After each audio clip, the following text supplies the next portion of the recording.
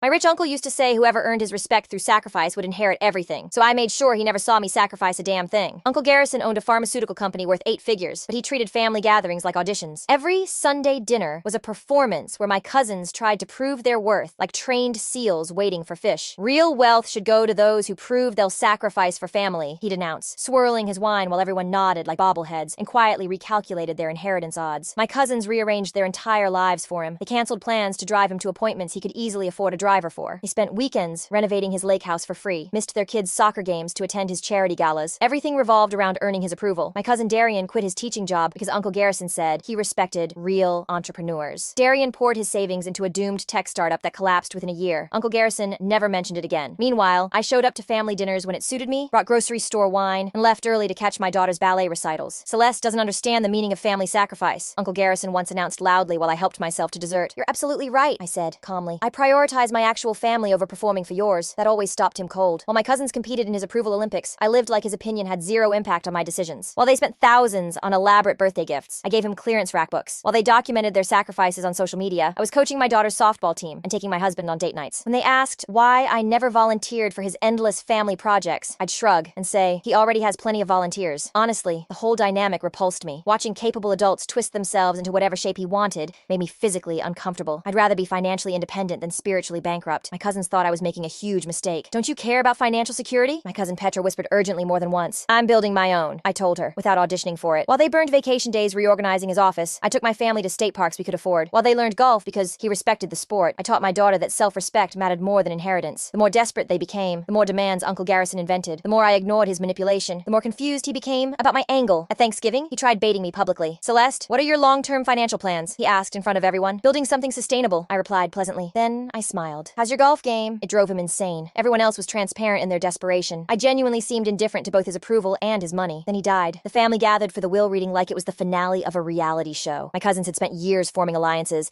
making promises about splitting assets fairly. The lawyer cleared his throat. Mr. Garrison leaves his entire estate, valued at $4.7 million, to his niece, Celeste. The room exploded. Petra screamed. Darian jumped up so fast his chair hit the floor. This is bullshit, Darian yelled. We gave up everything for him. The lawyer raised a hand and passed me a second letter. Celeste, it read, you were right to prioritize your real family over my ego games. Everyone else proved they'd destroy themselves for money they hadn't earned. You proved you could build a life without my money, which means you're the only one who won't squander it. I used the inheritance to fund my daughter's education, buy a modest home near her school, and donate a significant portion to youth sports programs in underfunded neighborhoods. My cousins still send angry messages about how I stole their sacrifice. They don't understand that their sacrifice was the problem. You can't earn dignity by giving it away. Turns out, the fastest way to lose someone's respect is to desperately perform for it.